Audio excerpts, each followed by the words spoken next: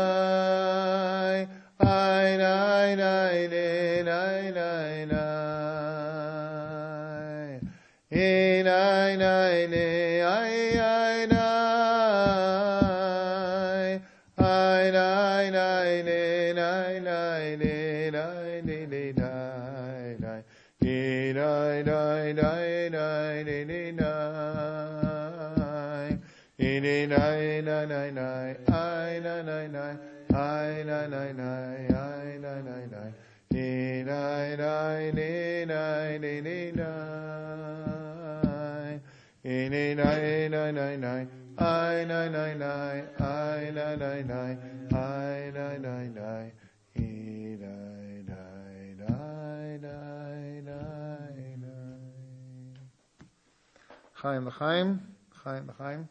It's cold here in Yerushalayim also. Okay,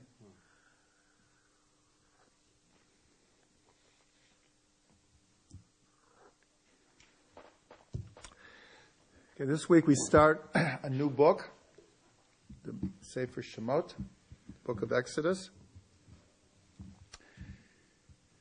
And tonight what I'd like to do is look at the first pasuk, first verse that many people,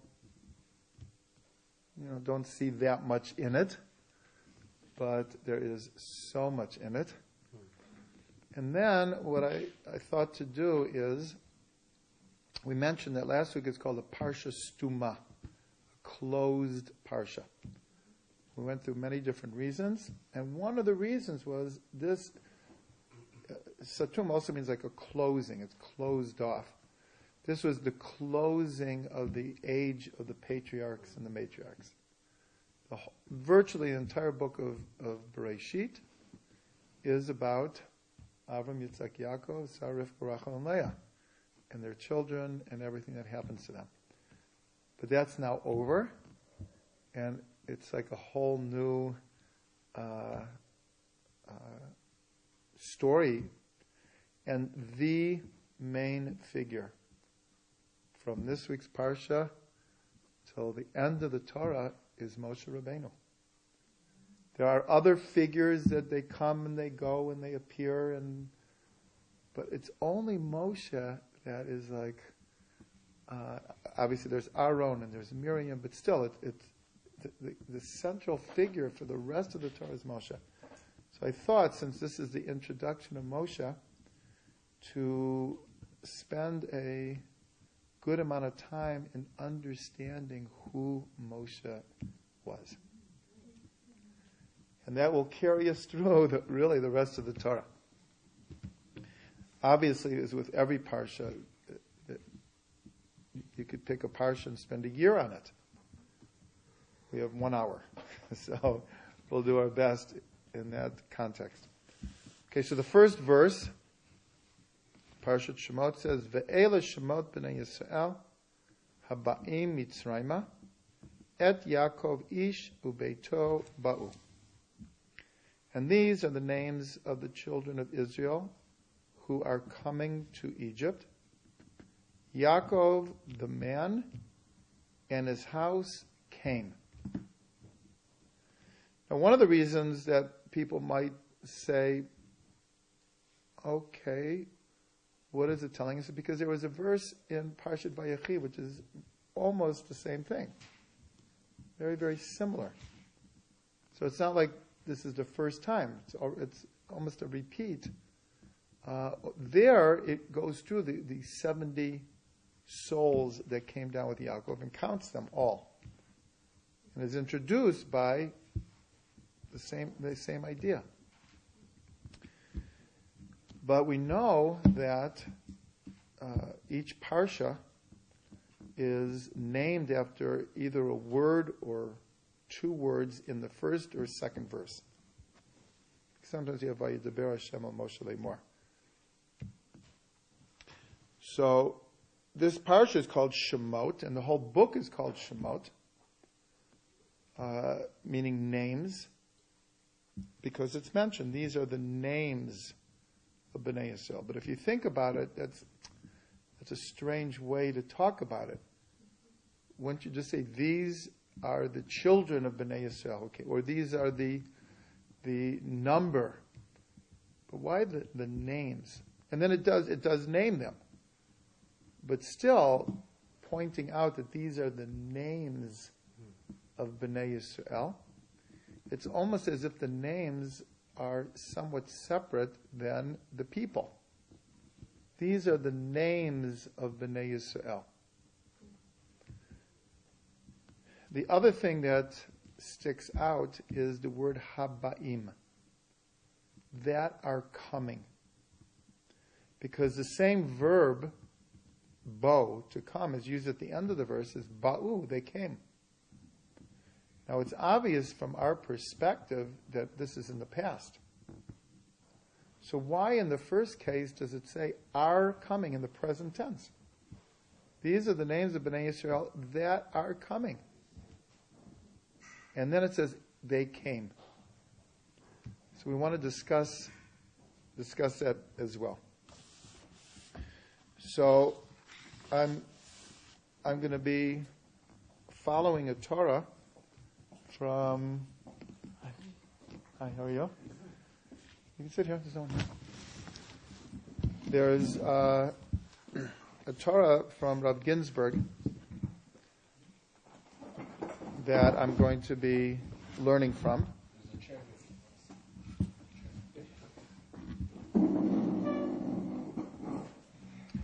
And actually, I should have mentioned it before, but I'll mention it now, is that one of the people who was watching it live streamed pointed out that when people ask questions, they can't be heard. And therefore my answers are like out of context. You need to repeat the question. Right. So I used to say before we went online that we try to hold the questions to the end. For those who are watching it live streamed who live in Israel, you should know that once the class ends, we go for a lot longer with feedback and questions and comments and music. And so you're obviously invited to come live. So if you do have a question and it's like burning, I'll repeat the question so people watching can understand. And if not, just mark it down because we do want to discuss it.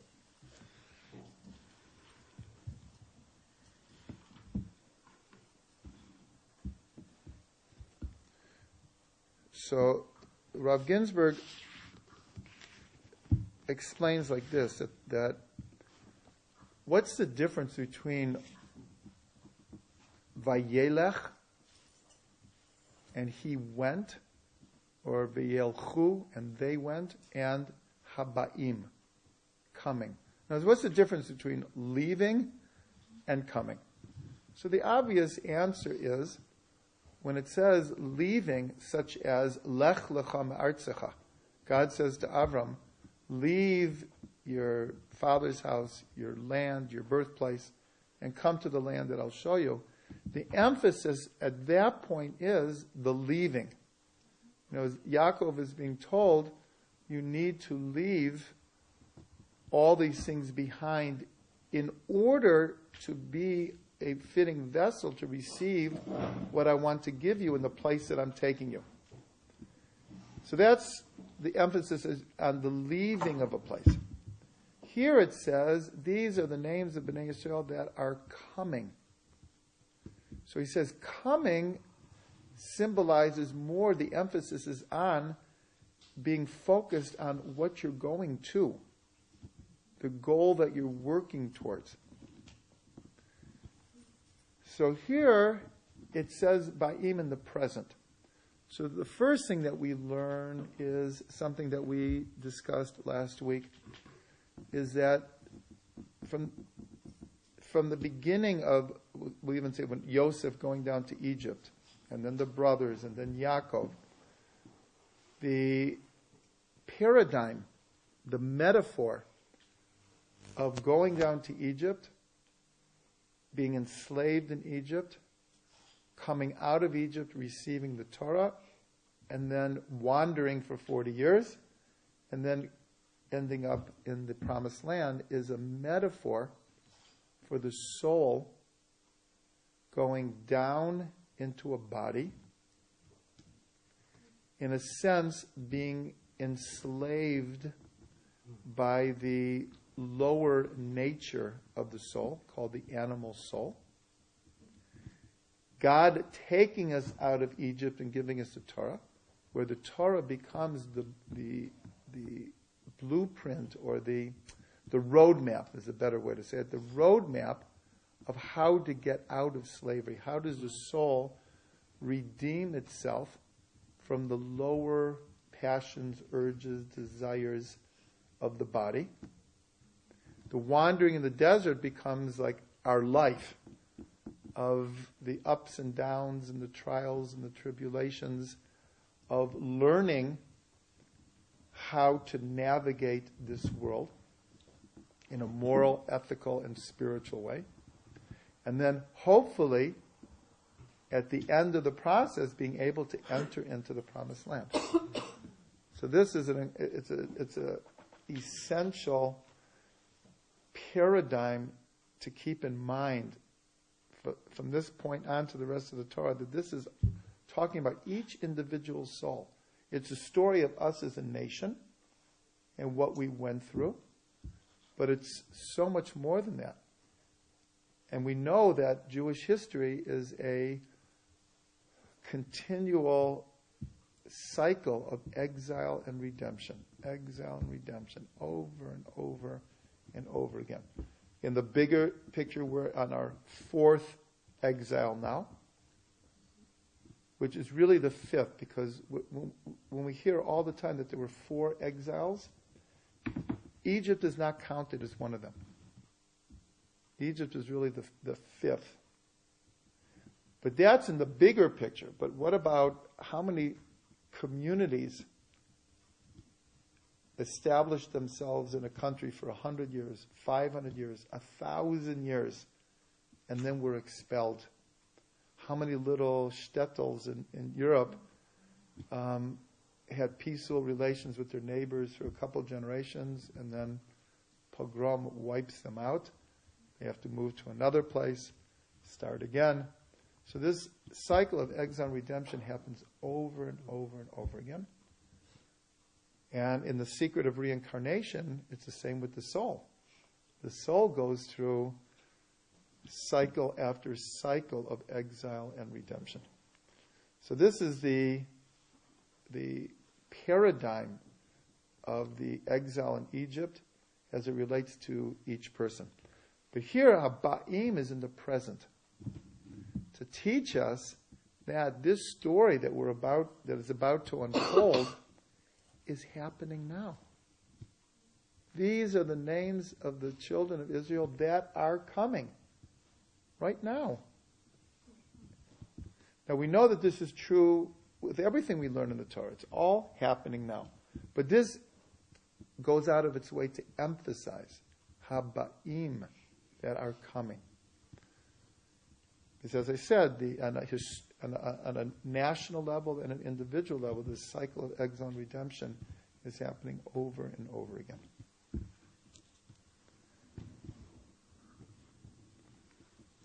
Okay, now to return to this idea that coming to a place, as differentiated from leaving a place, is more focused on the purpose of coming to this place.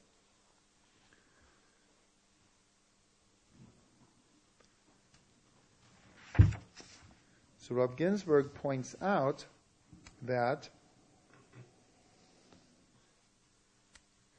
the reason it says the names of Bnei Yisrael, remember I said it's as if the names are not 100% identical with the Bnei Yisrael. There's an added dimension here.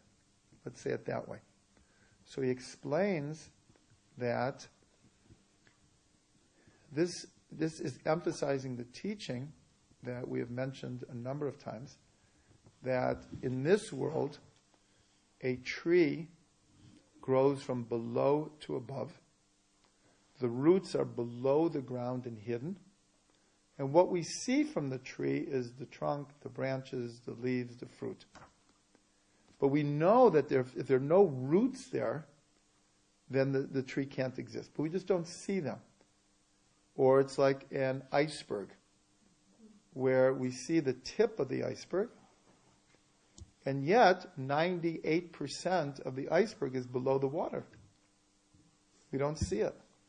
But we're told with the soul it's exactly inverted. That the root of the soul is above and is hidden. And that which I won't say see, but that's which we understand or perceive as the trunk and the branches and the fruit is the part of the soul that enters into the body. But the majority of the tree is rooted above and is hidden. So he explains that's the differentiation. These are the names of Bnei Yisrael that are coming. In other words, there's the root of Bnei Yisrael is above. And the names is that which we can identify in this world. We give names to things to identify them, or to people, objects. So he points out that this is the opening verse of the Haftorah for this Parsha, where it says, if you want to look, it's on page 1146 of the Art Scroll.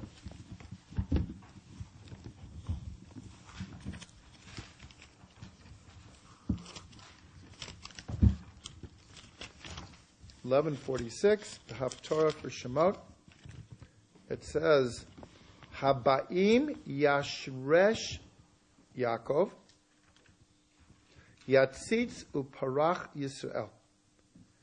And Artsel translated, days are coming when Yaakov will take root, Israel will bud and blossom and fill the face of the earth like fruit.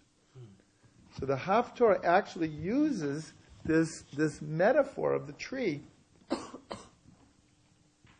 and it uses two names of Yaakov. First it says Yaakov, and then it says Yisrael.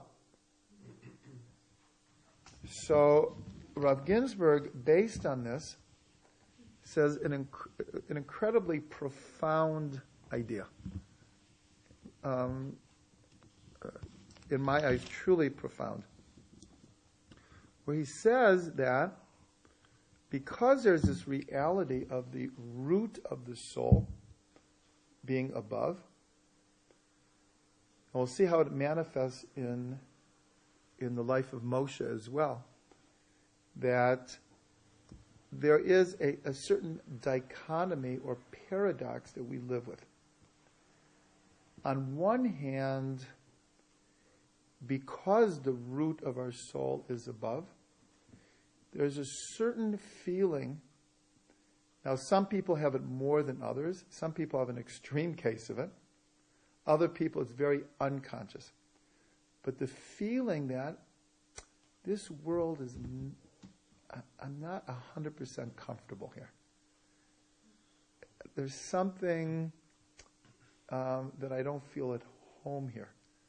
Because the root of the soul is drawing its nourishment from a pure, spiritual, holy existence in the upper worlds. And so that part of the soul that's in this world, like sometimes doesn't feel like I belong here. Like I say, some people have extreme cases of this, and most people just experience it here and there. But on the other hand, our souls are in this world. So then he explains to the word habaim in the present represents another phenomenon of the Jewish soul. And we've talked about this many, many times. And we can explain it in different ways, but it's a fact. How we explain it and what our attitude to it can differ from person to person. But there's no doubt that the Jewish people, wherever they are, make an enormous impact in the world. Whether it's in the professions, the sciences, the arts, medicine, literature, physics, religion, law, ethics, moral, whatever, finance, whatever you want to say, media, is the Jewish people have made it is so out of proportion to our numbers that it's like glaring. So here, Rav Ginsburg explains that's being hinted to here. Because what are we doing here? We're going down to exile. We're coming into exile. Remember he said that's like the soul going into the body. But he says that the verb ba'im accentuates the idea that even in exile, we come into a place and we want to make a mark. We want to improve it. We want to make the world a better place. We want to extract the most we can out of the situation. So he says that's the other part of the soul. So he says that we're living in an existential paradox where part of our soul does not feel comfortable in this world at all, and the other part relishes dealing with the world. And he explains that this is what it means. These are the names of Bnei Yisrael that are coming to Egypt. I just felt it was a very, very profound way to explain some of the feelings that we go through, that when sometimes we just feel like a fish out of water in certain circumstances in this world.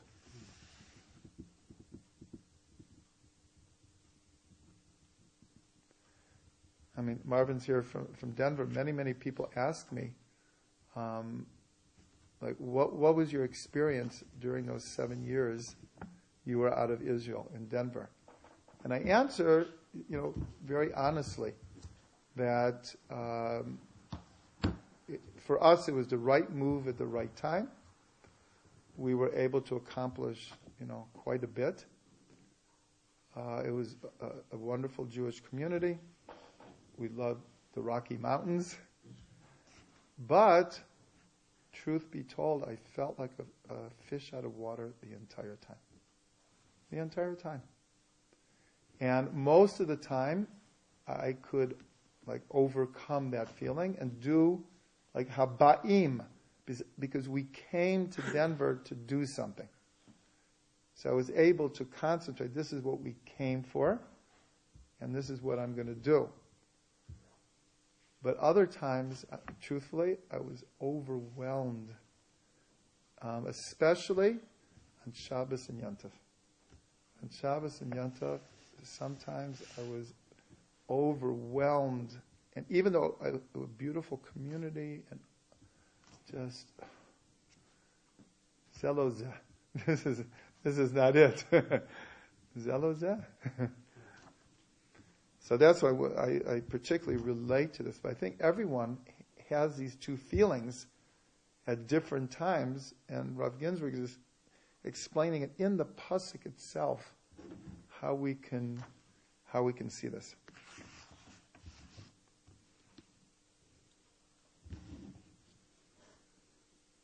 So he explains one other thing. That again, it says, Haba'im Mitzrayim, we're going into Egypt.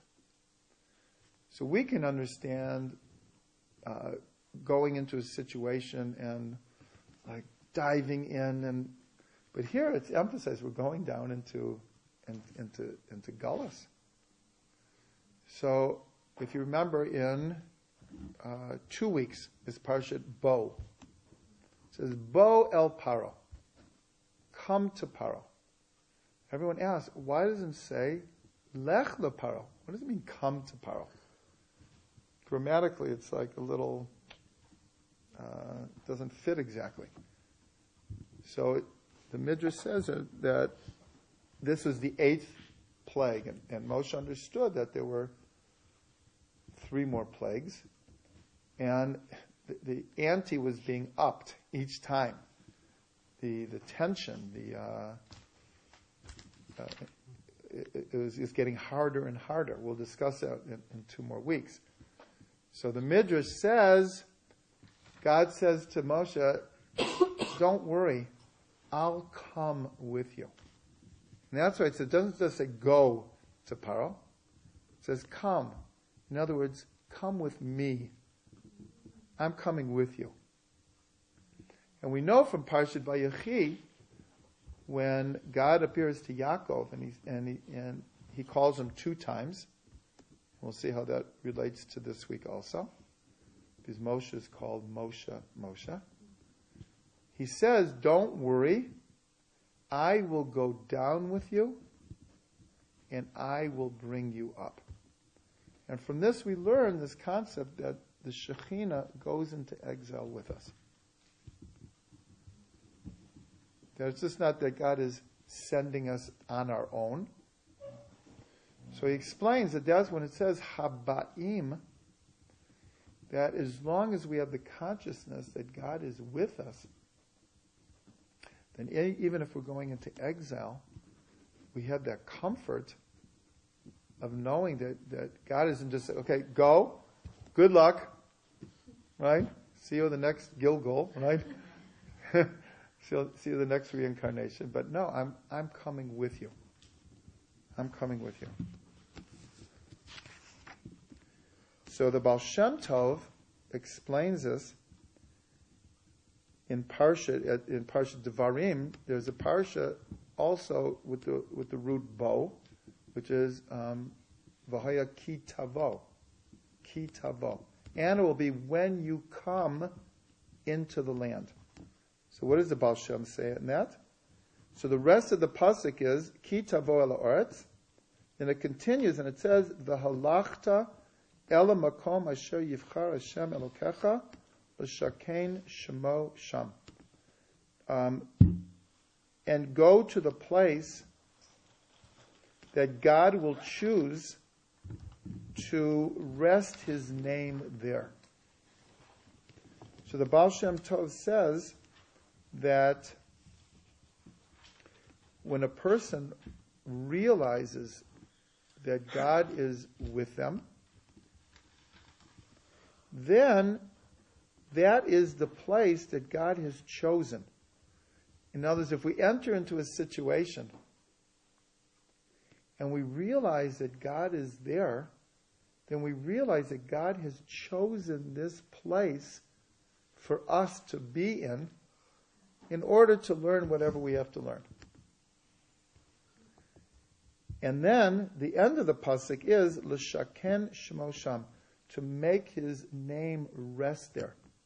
So the Baal Shem says, so when you know that God is with you, and you realize that this situation is divine providence, it's not an accident that you're in this situation, then you could do the next step of having God's name rest in this place. Then you could bring holiness into the situation. And this is an idea that the Balatanya taught, that God never puts us in a situation where there's not something for us to do. Because so many times we end up in, you miss the bus and you have to wait an hour, and well, now what? Like, why am I going through this? What's the purpose? So the Balatanya says, everything that happens, there's a purpose, but we might not see it. We might be upset that we have to wait another hour.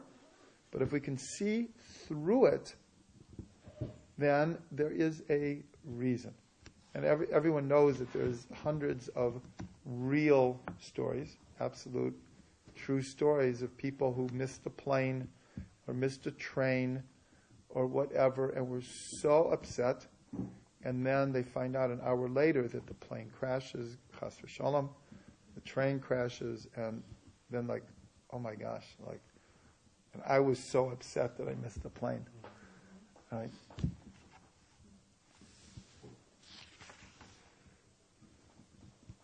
Okay, so then he says one other idea where he takes everything that we've learned up to now and he explains the whole purpose for the soul to be in what's called gullus, or exile, or the soul in the body. And the whole principle that is explained in Chassidut, in many, many Sfarim, where the example that is used is that for a seedling to sprout, in other words, you put a seed in the ground, what actually happens is that the outer, call it the klipa, the outer shell of the seed must rot. It actually rots in the ground, because if there's no water, so the seed won't grow.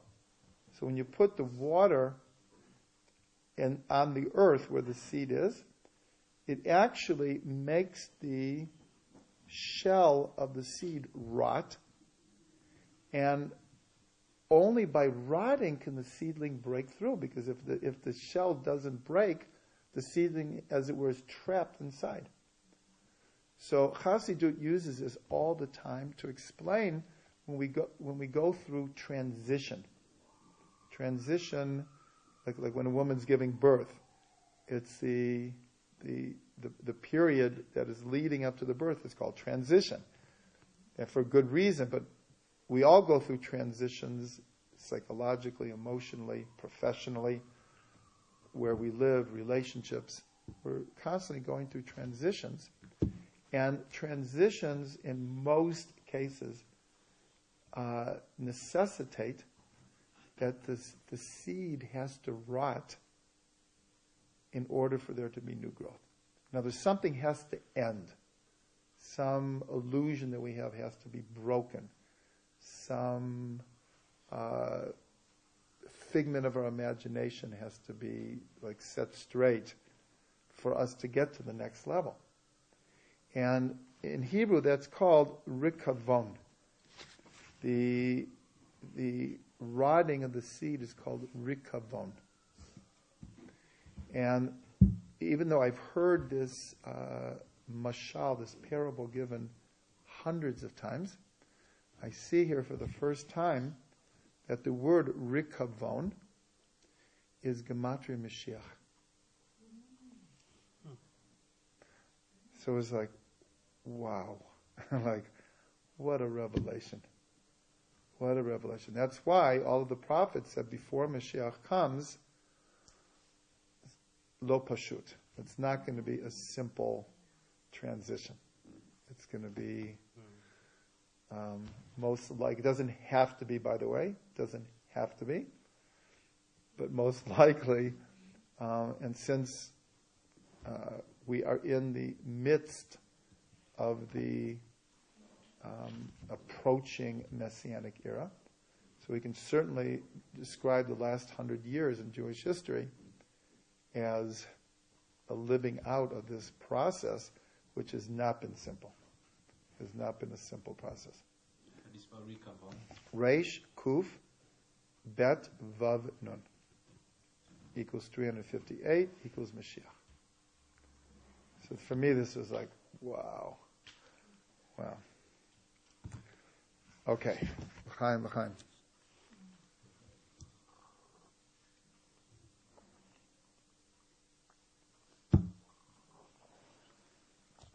Okay, now, as promised, let's learn about Moshe, who's going to be the central figure for the rest of the Torah.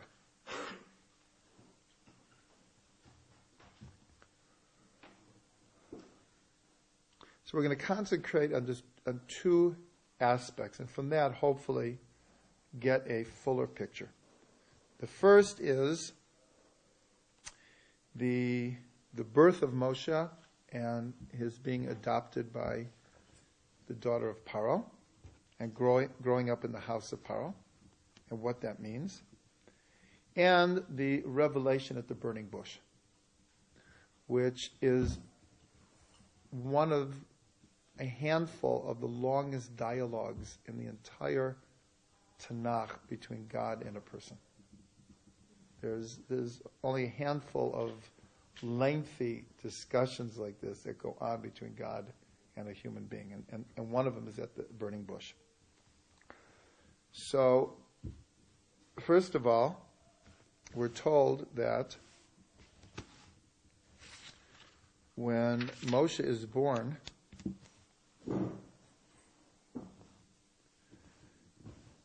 so we'll fill in with the Midrash a little bit, is that before Moshe is born, Paro commands that all of the Jewish boys should be thrown into the Nile. And though it doesn't say it, but the oral tradition is because the astrologers came to Paro and say, we see in the stars that a Redeemer is about to be born to the Jews. So what do we do? So let's just drown all the boys and we'll take care of the problem. I thought they heard that his downfall would be through water. But that's the second part. That's the second part. Second part. So, okay, that comes right now. So then the question is, no, it's fine. So the question was, well, how do we get rid of them? So why in the water and why in the Nile? So the Nile was a god in Egypt, and it was like human sacrifice to their god. And the second was that the astrologers told Paro, we see in the stars that the Redeemer is going to be judged through water. So they put like one and one together and like, okay, so let's throw the children in the Nile. So they saw, in the first count they saw correctly. A Redeemer was about to be born to the Jews. And they saw what's called clouded vision, because Moshe was judged through hitting the rock. And he was judged not to come into Israel. So he was judged through water. So, but they didn't see it clearly. They saw what's called a clouded vision. So it's an important understanding that Moshe is born under a like a messianic expectation, or a leadership, or one who will save the Jewish people. In other words, he's born into that role, as it were.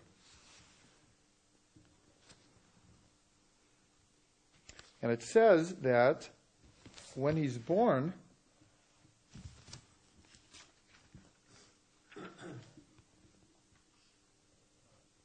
so it says in the first pasuk of the second parak, page 296 in Art Scroll. So it says, "V'tahara isha v'teled ben," and the woman, meaning Yocheved, became pregnant, and she gave birth to a son. "V'tereh oto ki tovu, v'titzpanehu shlosha yerachim," and they saw that he was good, and they hid him for 3 months. So the question is, what does it mean they saw that he was good? One explanation is they saw that he was born circumcised,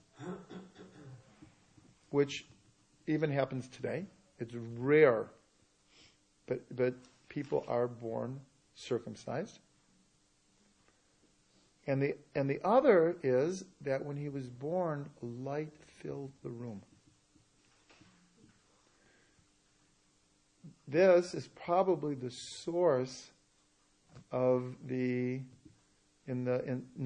that comes later, when he comes down the mountain and he has beams of light coming from his head, is the source of the birth of Yeshu. How the manger filled up with light, but it probably comes from this midrash. So the question is, well, how do they learn from the word ki tovhu that light filled the room? So if you remember, when light is created, it says, "Vayomer Elokim yihi or vayihi or." God said, "Let there be light." It was a light, and God saw the light that it was good. So we see that the root of Moshe's soul is connected to this light. Now, what happened to that first light? What are we told happened to that first light of creation? It was hidden. What does it say here? And they hid him for 3 months. They hid the light away. So I'm mentioning this because we're trying to get to the depths of understanding the soul of Moshe here. That Moshe is coming, his soul is coming from a very, very high place. Very, very high place. And it's alluded to, and they saw that he was good, which is connected to light, which is connected to that light was hidden away. And then, we don't have time to go into the whole story, but the daughter of Paro, Abatya, sees this little ark and saves him, and he grows up in Paro's house. And then, with no explanation, it says that in Pasuk Yud, the 10th verse in the 2nd chapter, it says, Yigdal hayelad. No, excuse me. The next one, Yud Aleph. Vayehi b'yamim hahem v'yigdal Moshe. And it was in that time, during those days, that Moshe grew up. V'yetzei el echav, and he went out to his brothers. V'yar b'sivlotam, and he saw their oppression, how they were being oppressed. And that's when he sees V'yar ish mitzri, he sees an Egyptian man, makeh ish ivri me'achav, beating a Hebrew man of his brothers. Now, what's interesting here is, and even in the oral tradition, as far as I know, I could be wrong and I could be corrected, but in my investigation, I have never found like an authoritative explanation of how and when Moshe understood that he was Jewish. All it says is, and Moshe grew up, and he went out to see his brothers. Well, obviously it meant that he understood that he was Jewish. I heard someone that was because his mother nursed him. Okay, so we have the idea. That's one possible answer, that for 2 years his mother nursed him. And it could be that during that time that he was taught that he was Jewish. Nonetheless, in the text, there's like, he's a grown man at this point. And there's nothing here that says, well, at what point, in other words, why now? There's a big leap. Yeah, in other words, when he was 5 years old, did he understand he was Jewish? And if he did, why didn't he act on it then? Or 10 years old, 20, 30? There are different opinions, but according to one opinion, he's 40 years old here. Okay, so what I'm about to tell you is just almost an obvious thing, but for some reason it hit me today in a way it's never hit me before, that Moshe is a Baal Tshuva. I never really thought of Moshe as being a Baal Tshuva. But here, Moshe is being brought up in Paro's house.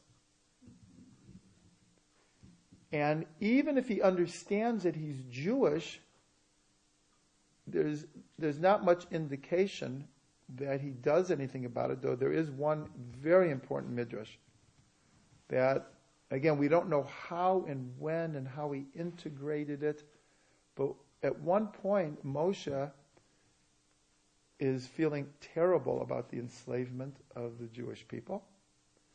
So he goes to Paro and says that, you're not being smart. You're not being smart with your slaves. You're working them and working and working, and they're getting weaker and weaker and weaker.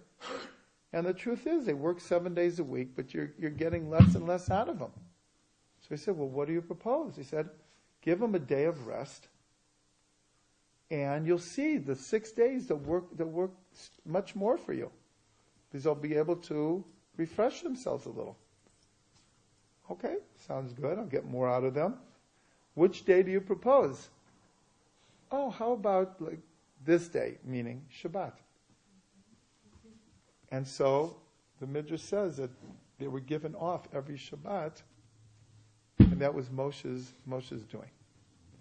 Another possibility. See, I'm not saying that there aren't possibilities. It's obvious. It was obvious to Paro from the daughter of Paro and to Paro that this was a Jewish baby. He had a Brit Milah. He was found on the Nile, right, instead of drowned. It was obvious. So everyone knew it was just. All I'm pointing out is we don't have a authoritative, like this is when Moshe realizes that he's Jewish, and this is how we integrate it. He grew up for 40 years. I hate to quote it, but since everyone knows, like the Prince of Egypt, right? Spielberg's cartoon. But there's truth to it. He was a prince of Egypt. He was being brought up as the son of Paro, or grandson of Paro. And he says to Paro, give him Shabbos off. Gives him Shabbos off. Right? So it just hit me today. Like what's like a typical Baal Tshuva? A typical Baal Tshuva, he grows up in exile. He knows that he's Jewish. but he doesn't know what that means, and he lives as a Egyptian. He lives in the house of Paro. And then he sees an Egyptian man beating a Jewish man, and he takes his stand. He takes his stand, he kills the Egyptian, it's found out, and he has to flee. But it's like, what comes to mind is many, many, many stories you hear about Jews in Russia. That, remember, 70 years of communism.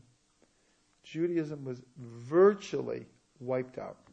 There was an entire generation that they didn't have Brit Milah. They had never gone to a Pesach Seder. They were never in shul on Rosh Hashanah and Yom Kippur. Like, they didn't like Hanukkah candles. Like what we call like the minimal of observance. Nothing. And then all of a sudden, but they know that they're Jewish. They know their whole life that they're Jewish. And then after the 6-Day War, all of a sudden is like people were proud to be Jewish. And they started to risk their lives and jail in order to learn Hebrew, to start to learn the traditions. And many of them did not become religious. So here you have a similar thing. Moshe, in a moment of like, I have to take a stand here. I have to take a stand. He probably saw Jews being beaten for years by the taskmasters. But again, we don't know like what was going on in his mind at that particular time. Is like, okay, I can't identify with this anymore. So one of the hints is where it says he saw an Egyptian man beating a Hebrew man, and he kills the Egyptian. So this is an amazing thing. The word Hamitzri equals Moshe. The Egyptian equals Moshe. So there's some that explain, not that he didn't in real life physically kill an Egyptian, but when he took his stand, he had to kill the Egyptian in him. Again, he was a prince of Egypt. And this also relates to many Baal Teshuvas who, at a certain moment, they make that life-changing decision is like, I have to go to Israel. Or I have to start putting on tefillin. Or I have to start keeping Shabbos. Just that, after a whole lifetime of not doing it, and then making that decision. But here, it's not just that Moshe, he was Jewish and he was brought up in a non-Jewish, he's brought up in the house of Paro. Like this is how much stronger could you make it? So this has a lot to do with that. It's not an accident. It's not an accident that the Redeemer of Israel, in a sense, is a Baal Tshuva. Like I said, I just never quite thought about it like that. I knew all the elements of the story, but I never put it together in a way that I looked at it in that way. But it struck me as being like very true. When we're trying to understand the soul of Mashiach, the soul of Moshe, we'll see in a second the connection. So this becomes the essential paradigm of what we began with. These are the souls of Bnei Yisrael who are coming to Egypt, coming into exile. And so Moshe, as an individual, represents really all of Israel. And yet he's growing up in the house of Paro. He's like, he used to be called in the belly of the monster. So this is a deep understanding of what Moshe went through. So you always have to try to analyze that Moshe was a real person. He was not an angel, and he's not a literary figment. He was a real person who went through real changes, as we see at the burning bush. He was full of doubts and unsureties. He's a real person who had to grow into the leadership role. So many times we look at tzaddikim, we look at righteous people or leaders, and we think they're just born like that. They don't have to work at it. They're just righteous. That's all there is to it. But it's not really true. A person has to work to reach that level. He has to get to that level. Yeah. Yeah, but keep it short, and then I have to repeat it. Okay. Yeah? It does seem that for many, whether it's Rabbi Akiva or for many sages, that there is for many, there is a moment somehow where there's some sort of an event. I know I have my own, whether it's a moment of moments, where something kind of, you nailed it when you said, I have to do this. And maybe for Moshe, this was it. He knew that he was Jewish because his stepmother said, there's a Hebrew in the water. And somebody didn't come, so she took him, she adopted him. They all knew, he knew, he's nursed by his mother. At some level, so that was planted in him in some way physically. And then it was kind of laid there, and then at some point, maybe a triggering mechanism, something went off, manifesting as helping him sing and feel the Hebrew Jew. Right. That was his moment. And for many of us, I think we have triggering moments. Right. So the comment here was that, just like we're talking about, that Moshe had his moment, or a Baal Tshuva has their moment, that many great people throughout history, Rabbi Akiva, with the water dripping on the rock, and he realizes, he can't learn an aleph from a bet. He's 40 years old, and he just can't get it. Can't get the Hebrew letters. And then he sees the water dripping, and he has an epiphany.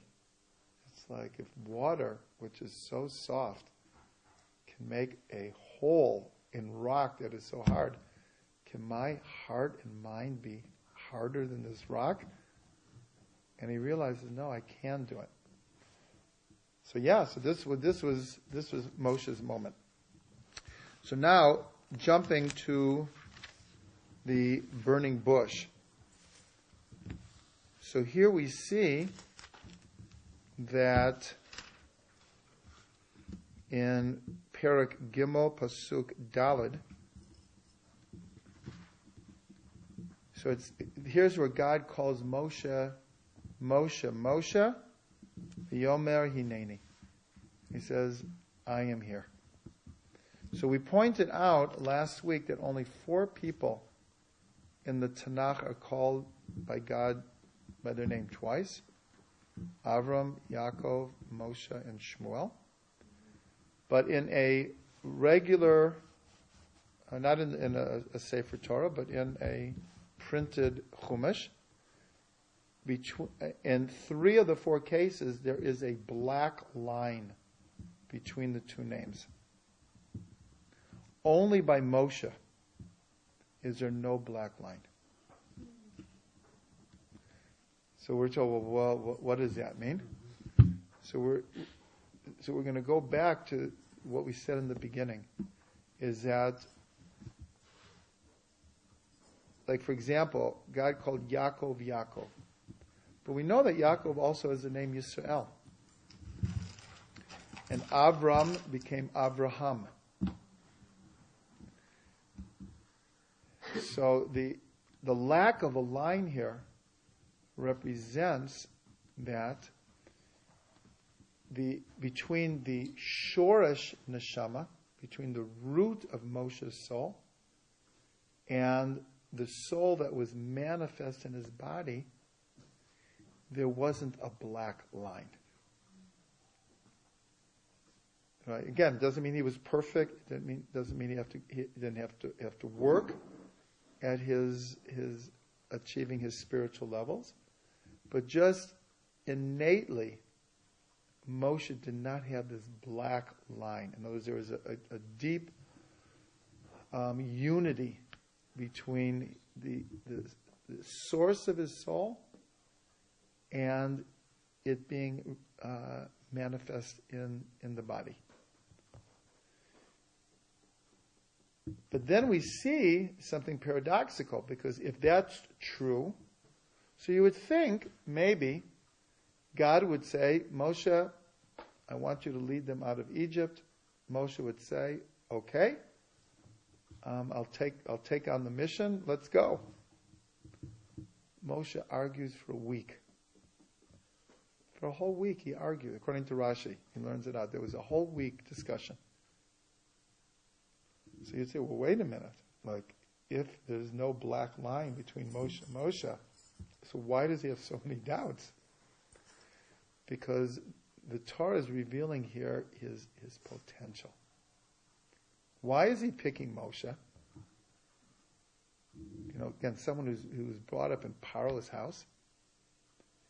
And so much so that, if you remember, when he comes to the well and he saves Zipporah and her sisters, they go back to Yitro, and he says, why are you coming so early today? So they explain what happened, and they say, and an Egyptian man came and saved us. In other words, in appearance, he was an Egyptian. I mean, that's like how integrated he was into that world. And as we said, that he kills the Mitzri, and it's the same gematria as his own name. So in other words, if you remember, we also said the same thing with Yaakov when he fought with Esav's angel. We said one of the explanations is that he was fighting with the Esav in himself, because he began sitting in the tents of Torah, and then he ended up in the field, just like Esav did. And he was better than Esav in love and in tricking them and playing their game. So he was like fighting with himself, like, am I Yaakov or have I turned into Esav? So here, Moshe, we have to understand that he must have gone through a very deep, let's say, identity crisis. Again, he knew he was Jewish, and yet for 40 years he's Prince of Egypt. He didn't, like, at 10 years old, go to Paro and say, like, you know, with all due respect, like, I'm Jewish, I want to go to yeshiva. Like, I thought you were going to say, I want a bar mitzvah. Yeah, right, I want a bar mitzvah, right? And, like, you know, we'll kasher your kitchen, and, like, we'll make a bar mitzvah. Yeah. But we see he didn't do this. So, like, we just can use our imagination. But there's definitely that Moshe went through an identity crisis, and at the burning bush also. He's going through an identity crisis of self-esteem. Like, am I on the level to do this? Why are you choosing me? There's so many other people. My brother, for example, is much better than me. But God knew who he wanted. So with the few minutes that we have left, just a few beautiful ideas that come out of the burning bush is that when Moshe asks, when I go back to Egypt and they ask me, who sent you? What should I tell them? So this is Pasuk. So that's in Gimel Yud Aleph. But in Yud Bet, it says, V'yomer ki heya imach v'zelecha ot. Oh, no, excuse me, I want the next one. The next pasuk, Yud Gimel. No, excuse me.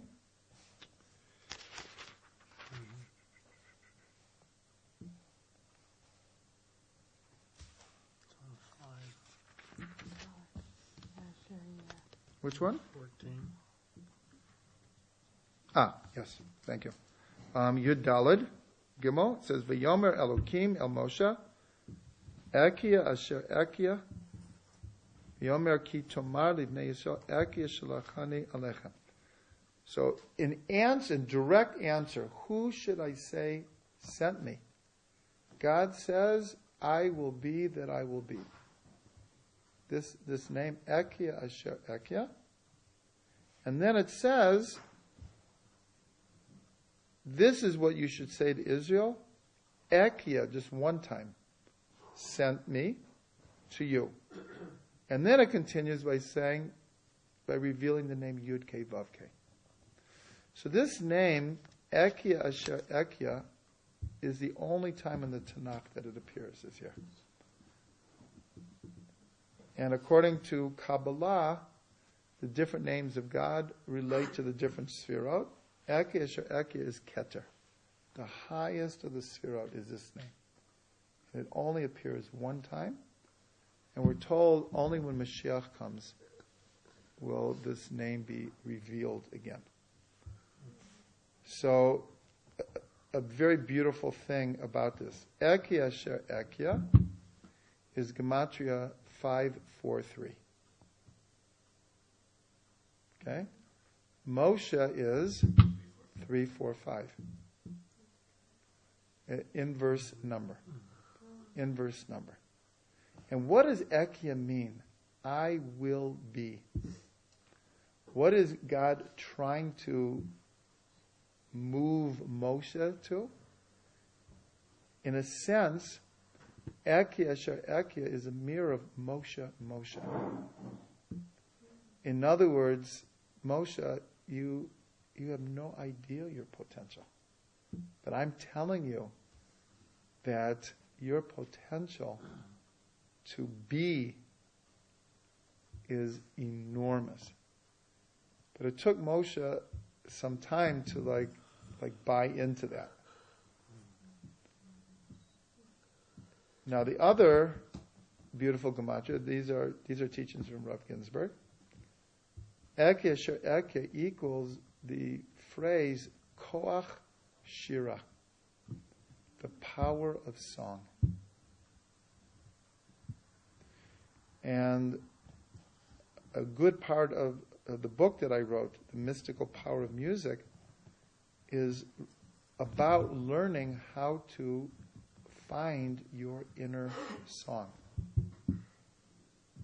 So God was revealing to Moshe, do you want to know how to be who you need to be? By tapping into the power of song. And the Midrash goes on, a Midrash says that Moshe, just like it talks about Shlomo understood the song of all the animals, the language of all the animals, so that Moshe also understood all the songs of creation. He knew the Koach Ashira, and the Midrash says he could even raise the dead through the power of song. So it tells us how deep the power of song is. You can even raise the dead. Akia, the name by itself is 21. Here it has it twice. So it's brought down Akia times Akia, 21 squared, 21 times 21 equals Emet, equals truth. So this name is called the name of ultimate truth.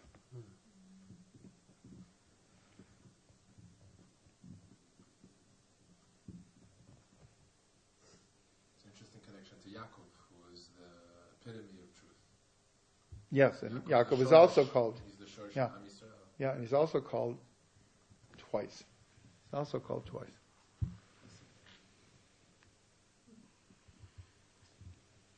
So just as I mentioned before, I said this becomes a paradigm of Mashiach.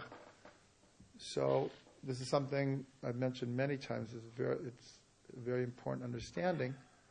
About Moshe it says, Hu HaGoel HaRishon, Hu HaGoel HaAcharon. He is the first Redeemer, and he is the last Redeemer.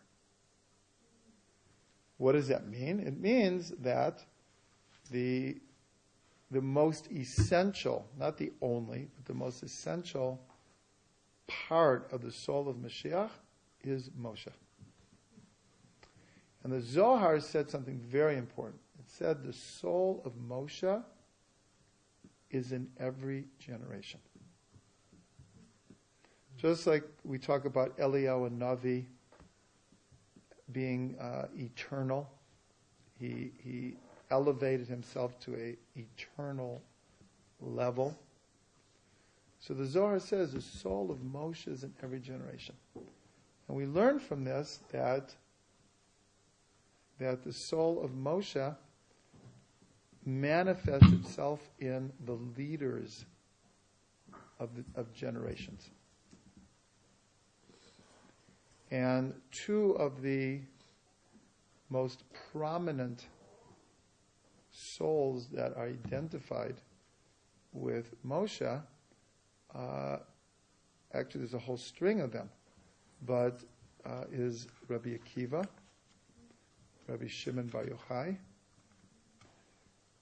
The Arizal was a Gilgul of Rabbi Shimon Bar Yochai. Again, it wasn't his only part of the soul. We always learn that every soul has many components. And so that the soul of Moshe comes back every generation to help lead the generation. And then the Baal Tanya says the following. The Baal Shem taught one of his most important teachings, and with this we'll conclude the class, is that every person has a spark of Mashiach.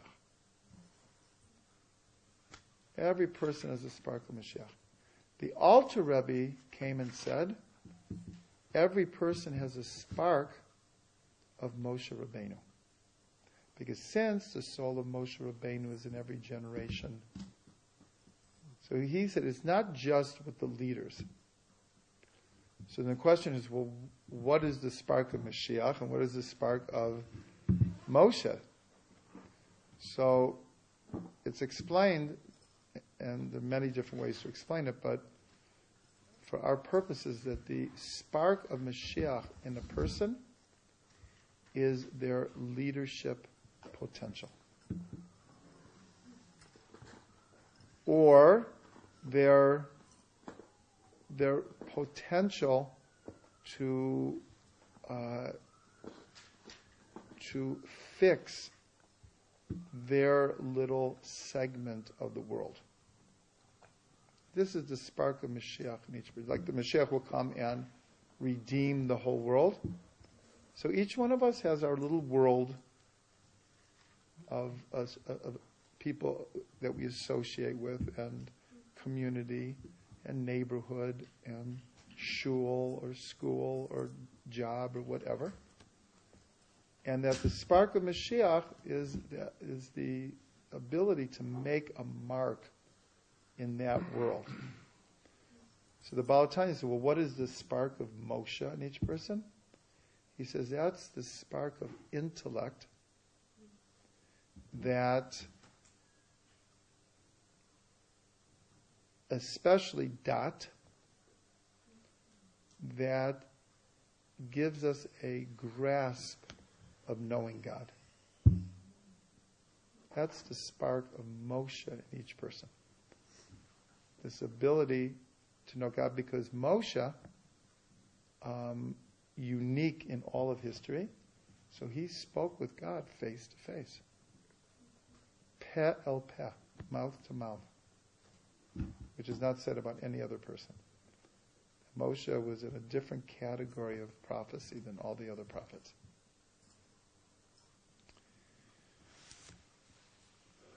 So we'll end with a bracha.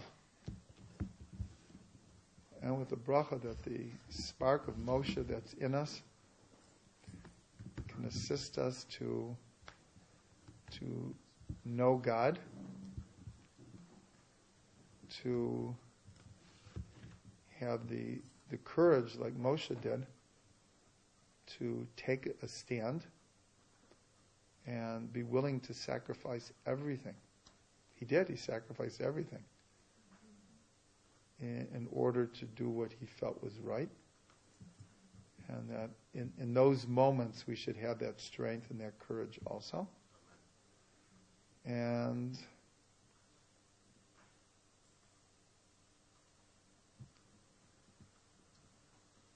that we should learn to live with the paradox of, on one hand, not being comfortable in this world, and at the same time extracting from this world everything that we were sent here to do.